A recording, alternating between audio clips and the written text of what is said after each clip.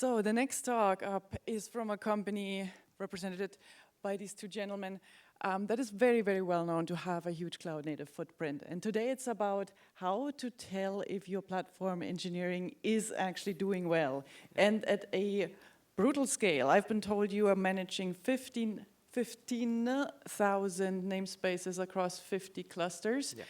And you're going to tell us how to achieve the elite DORA metrics. Let's give it up for José and Iveri from Adobe. Thank you. Thank you. Thank you, everyone, and hi. My name is Iveri, as my colleague José. We're engineers at Adobe in a cloud infrastructure team. We're based in Basel. And yeah, today we're going to talk about how we are scaling deployments across thousands of namespaces. A little bit context on our product, right? We work on a product called Adobe Experience Manager. It is a content management system for enterprises, and customers can build their websites on this platform, author content, publish it, and deliver it to their end users. It's customizable. Customers deploy front-end, back-end code on this platform, and everything is managed and deployed on the Adobe infrastructure.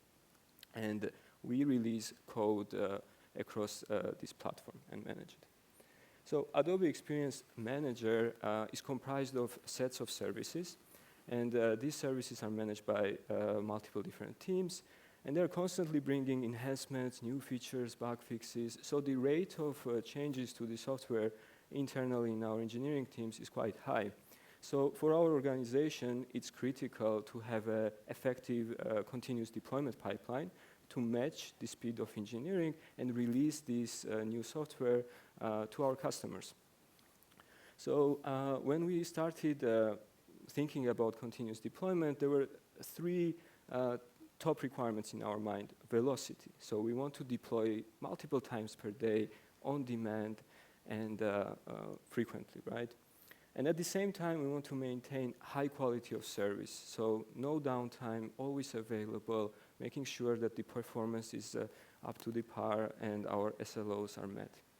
And finally, we also need flexibility. So if there is a critical patch that we want to roll out quickly, we need to be able to do this within hours and target all our production environments, all 50 of our clusters. And same thing, if we detect some regression for our systems, we want to be able to perform rollback quickly and reliably. So when designing these deployment pipelines, these were the three requirements in our mind, and that impacted our design decisions. Other than this, there is also several constraints that we work around that are unique to us. And one such constraint and challenge is the scale that we operate in.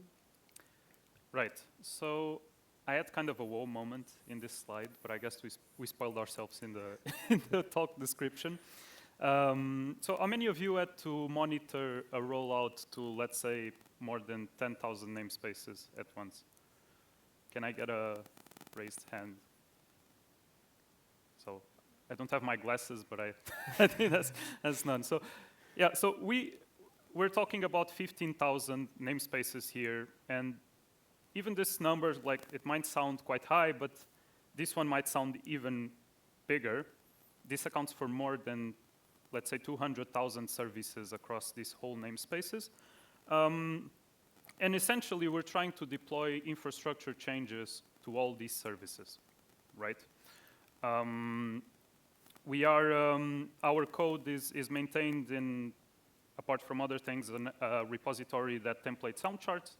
And a big part of these rollouts are about deploying these Helm chart changes to all of these services, right? And previously, this was a huge challenge because it would take a long time. Our teams were blocked by it throughout weeks.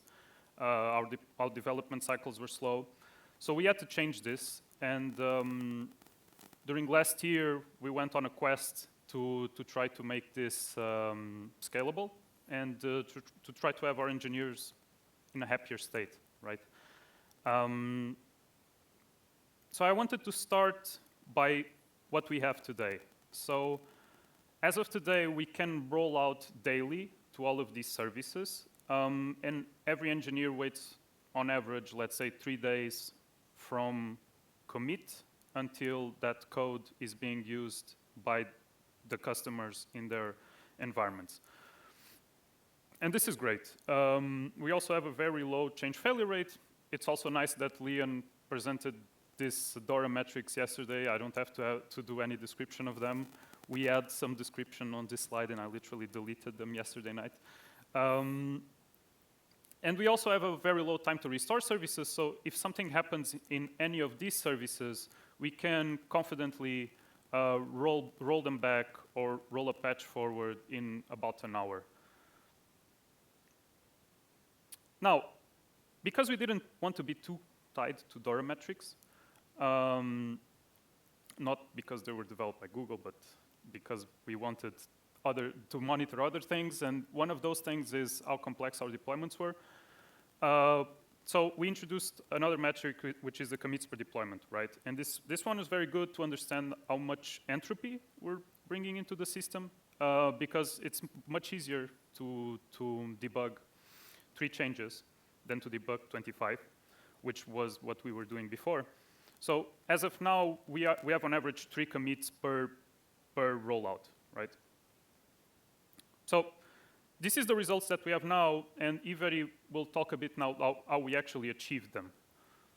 Yeah, so let's have a look at the infrastructure and our deployment pipelines. And here we start with the target namespaces. So this is where we release our code.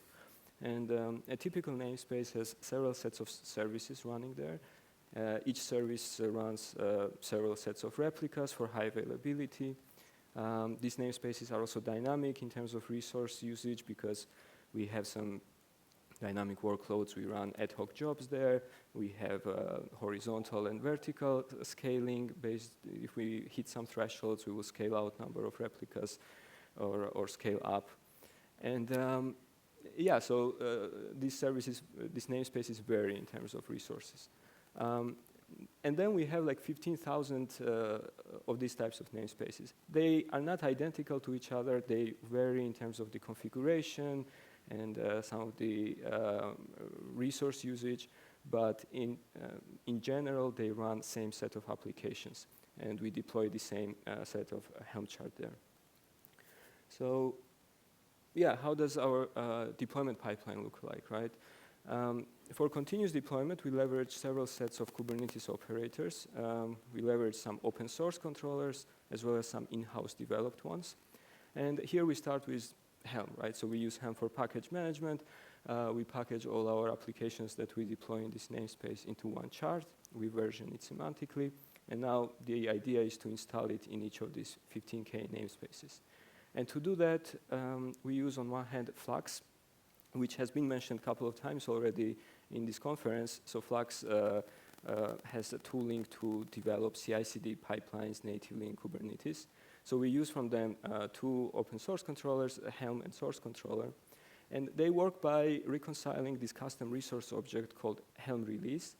And this Helm release object encapsulates basically all the data that you need to install the chart in the target namespace. So it knows what chart to use, what version of this chart to use, and what configuration to apply.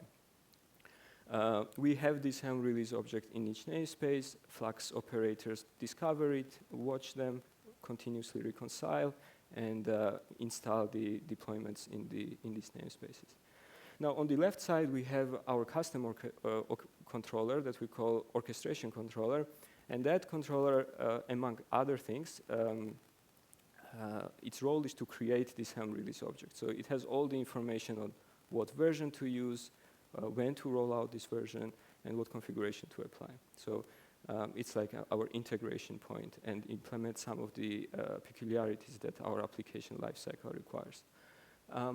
So this is our pipeline. Technically speaking, we could be releasing these versions to already to these thousands of namespaces. But what is preventing us from doing this? And there is several factors, several things that we have to have these reliable rollouts that we desire. And we start with the rolling strategy, right? Rollout strategy. We require zero downtime, so when we release a new version of the software, how do we do it? And we use mix of rolling updates and canary style of rollouts. This means that for brief periods of time, we run a stable version and the new version of the service at the same time. Once checks pass for the new service, we gradually bring up the replicas until we completely migrate over to the new one. And for canary rollouts, it's in similar fashion. It was also covered in the previous presentation. In the canary style of rollouts, this period is a bit longer, where we gradually shift traffic between stable and canary versions. And after each traffic shift, like percentage-wise, we validate certain metrics internally, like error rates, durations for the requests. And if everything meets our thresholds, then we are completely migrated over to the new version. So this way we achieve zero downtime. Now, the next step is when we roll out this version of the software, we need to have some kind of feedback loop. Is the rollout successful? Is it still progressing? Did it degrade our services, or has it even failed? And we need this high-level information, right? So for this purpose, and again, we need to track it across our applications, which are several different services, right? So for this purpose, we introduce validation metrics, like a standardized high-level metrics that just expose the state of the rollout. And these validation metrics combine different indicators, like when you have a Kubernetes deployment, for example, when it starts and it's healthy, it means that internal liveliness, readiness probes, startup probes are passing. So we incorporate that metric here. For some services where we can measure RAD metrics, request rate, error rates, and latency, we incorporate that. For canary style of rollouts, we have some feedback metrics as well when if the canary rollout is complete, or it's still in between, balancing between stable and canary version. So those metrics are also incorporated into it. And in the end, we have this standardized metric that we have for each application that tells us the state of the rollout for the version. Now, the next step is we have 200,000 services, 15,000 namespaces. So we need observability over all of them, right? So we need to collect all these validation metrics, aggregate it into a single place, and correlate it with the version of the software that we are rolling out, so that we can analyze it and understand whether the rollout, the deployment that we are doing is successful or not. And the way this looks for us is the observability stack is we use Prometheus, and we have several, obviously, instances of this service. They scrape some subsets of namespaces, scrape metrics from these application servers, and aggregate it, right? Then we do some cardinality reduction at the Prometheus level. We don't need all the labels that we get from these metrics. We only need few. We don't need to have per application level granularity. Namespace level is fine. So we reduce some cardinality there. And then to have a global view of all these metrics and have a observability over our fleet of clusters, we push these metrics to Cortex. And Cortex is another CNCF technology we use for aggregation of this metrics data. And it's built to be horizontally scalable. It can handle long-term storage of this Prometheus data. And that's what we use it for. So Cortex is now our single point where we can go and have a global view of our rollout data. All right, so we have all this data to work with. So what do we do with it? I mean, in general, when we roll out a version of the software, the question to answer is simple. Is it successful or not? Was the version rolled out failed or not? So for this purpose, we introduced notion of quality gate. And the quality gate is a simple binary gate. If it passes, it means rollout was successful. If it fails, we know that we have some regression. And to get to quality gates, we basically analyze this validation matrix, aggregate it, and generate several indicators that we look at. And these indicators are percentage of namespaces that are still progressing, meaning that we are still rolling out to these namespaces. How long have we been in the rollout state for these namespaces? How many namespaces do we have in the degraded state, meaning that applications, the new version is not starting, let's say, and how many do we have completed? And we have these indicators also for different flavors of namespaces that we have. It is important for us to differentiate it. When I said not all namespaces are similar, we have this differentiation on these indicators as well. So we calculate all these numbers, and one additional thing we are doing is we are also performing a relative comparison between the version that we are rolling out currently and the version that we have been that has been deployed in the production. And what we want to do here is analyze, make sure that when we roll out a new version, it is improving upon the previous one. We are not introducing any degradation in terms of these indicators between the two versions, that we are always moving forward. And if we see that there is some kind of a difference between these two versions and it's a negative difference for us, then we engage engineering to analyze why we have this degradation in this performance. So at this point, we have a bunch of these metrics that we look at a global view. And we need to apply some thresholds on them and decide, is it safe to continue with the rollout or not? And that we move to the SLO step. Yeah, so this was a very important stage of the process because essentially we are determining how much, what are the thresholds that we want to apply that will allow the rollout to be deployed to production, right? So essentially what we defined was a set of SLIs that say, okay, like if the values are within these SLIs, everything is green, you can move forward and deploy to the namespaces. And on this stage, we had to go a bit by trial and error. So we had to understand, on average, on any given day, how many namespaces did we have in a degraded state, right? Because when you're working with 200,000 services, you will always have a couple of them that have something misbehaving. And we wanted to understand what that value was so that it doesn't impact the rollout, right? Because if there's any problem in that namespace, it's not due to the new code version you're deploying, right? Like they already had the issue there, and theoretically your version could still be applied because the problem is not due to the code, but due to any underlying dependency that the namespace has. So we defined these SLIs, and everything was ready, right? We could essentially apply the process. So the problem was, up until some point, everything was done manually. So we were essentially looking at Grafana dashboards, looking at the quality gates, understanding, oh, we just applied this version to stage. Are the quality gates passing or not? Okay, they're passing. Let's create a PR and change the version that we're using in production. It was a very manual step.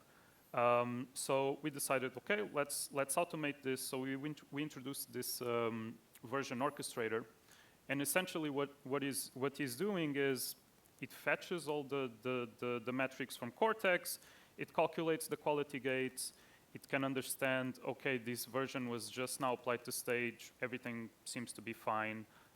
It takes into consideration all the SLIs we defined, and it decides if the version can be promoted to production or not. So yeah, it pulls the metrics from Cortex, and then it applies the release to all the namespaces that we have.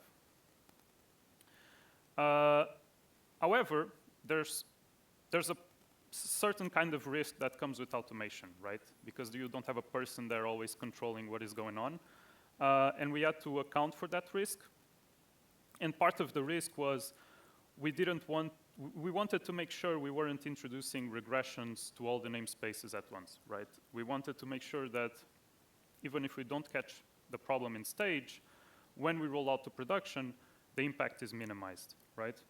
So what we had to do is use subsets of namespaces. So essentially we deploy the change to a subset of namespaces, we recalculate the quality gates on that namespace. If everything is fine, we move forward, and so on and so forth until we have deployed the change to all of the production environments. What I just described here is essentially a phased rollout, right? So what we are doing is, whenever you commit a code change to our repository, that code change is immediately applied to all the stage environments that we have.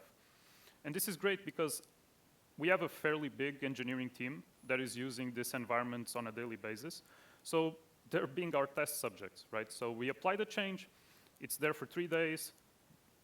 Like, realistically, we know that if a big problem comes up, it will be caught in those environments. There's a small change, it might still move to production, but we are accounting for that risk by having the phase rollouts. So after 3 days, we say, okay, that's fine. If the quality gates in stage are green, we apply it to the Adobe environments. And Adobe environments are essentially products on website pages, websites owned by Adobe that we're fine. Like, even if we deploy a bug there, like, it's still our own product, right? So once everything is green on the Adobe environments, we move to the percentiles in production. And we do it percentile by percentile until we have 100% of these 15,000 namespaces with the new chart version that we want to apply. Right. There's still a problem with this solution because Iveri mentioned canary rollouts, right? And when you have a canary rollout, for some time you will have a replica with the new version up and running, consuming resources. Right, but when you have thousands of services in a cluster, you deploy thousands of replicas, right? What happens? Eventually, you'll have a problem in your hands, right? So we had to account for this risk, and we had to make sure that whenever we're applying a version to one of those percentiles, which, for you to have an idea, if you make the calculations, every percentile will still have more than 2,000 environments, right? We had to make sure that we are never restarting all of them at once. So what we do is we randomize it. We say, okay, during an hour, we will be deploying to one of these percentiles, but at any given time, we only have a handful of them that are actually applying the new version. So only those will be creating replica sets, new replicas, and we will not blow the cluster up. Yeah, and we solved the problem, which actually we had once, where a group was too big. We applied the version, and the Kubernetes API was blowing up. Nobody could request anything to it. The cluster resources were essentially consumed. So yeah, this was our way to solve it.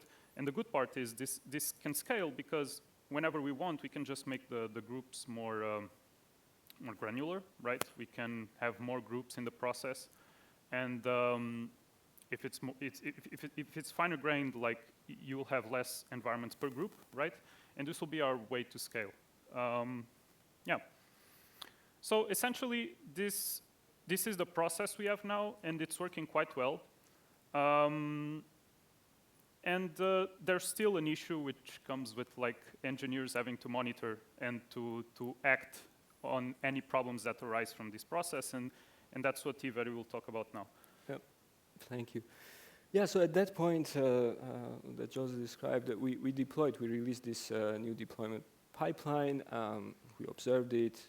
We were meeting our objectives in terms of the deployment frequency and the quality of the services. We had low degradation thresholds. We were meeting all our objectives, and it was working quite well.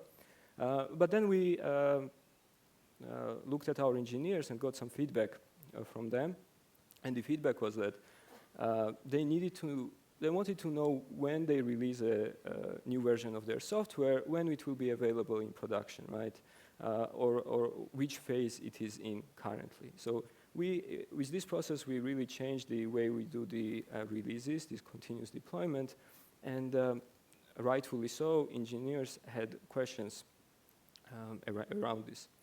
And the version orchestrator is doing a lot of things. It's analyzing these validation metrics, calculating quality gates, making all these decisions. and it's not transparent to engineers outside why it's making these decisions.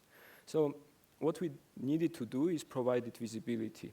And we chose Slack because we do a lot of communicating on the Slack anyways, and we integrated this version orchestrator with Slack. So with a command, you can request the state of the rollout, and it will give you all internal details that it has, what version it is currently rolling out in each phase, why it's rolling out this version. It means that it will tell you that, hey, it passed the stage phase, it passed all the quality gates, that's why I'm rolling it out. On the flip side, if there is a problem, it will tell you this quality gate failed because this namespace was failing, or this namespace had a degradation in it. So it gives all this information, and that was very valuable experience for us, because once we released this, we got really good feedback from engineers as well, and this process was self-served, and all the confusion was eliminated from it. And we liked it so much that we also added a couple of other integrations with Slack. And we talked about break glass procedures and the flexibility, right, in terms of the rollouts. What if we have a regression that we don't capture in quality gates? What happens then? And the engineer notices it. Then we want to hold any kind of releases, right? So we have a command for that: freeze rollouts, and everything will stop. We will have time to investigate it. And then when everything is good, we can unfreeze it again.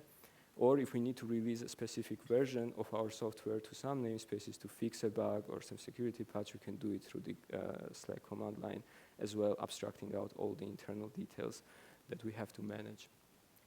So, yeah. And that is it. I mean, at that point, our continuous deployment pipeline is done, and that's the state that we are running it now, and it's worked quite well for us. So at the end, we started thinking, like, what's the takeaways, right? What is some lessons learned from this whole initiative? And number one thing I want to start with is the measuring the baseline, right? When we started this initiative, we had intuition that we needed to improve the velocity of our rollouts. We experienced it personally when I want to roll out a version of my software, and we knew that our engineers experienced it as well. But we didn't have like a concrete, quantified measurement for it. So that's why we landed on the DORA metrics, and that gave us a good baseline, quantified our effectiveness as a DevOps team. And but we were not, I'm happy, like DORA was mentioned a couple of times in this conference, and DORA on its own is not enough, right? You need to, you want to incorporate other signals like engineering feedback, like we did with the SlackOps integration, or other metrics that are important to your organization, like the commits per deployment. Another thing that was important is obviously observability and instrumentation. Without it, we can't have any type of automated system.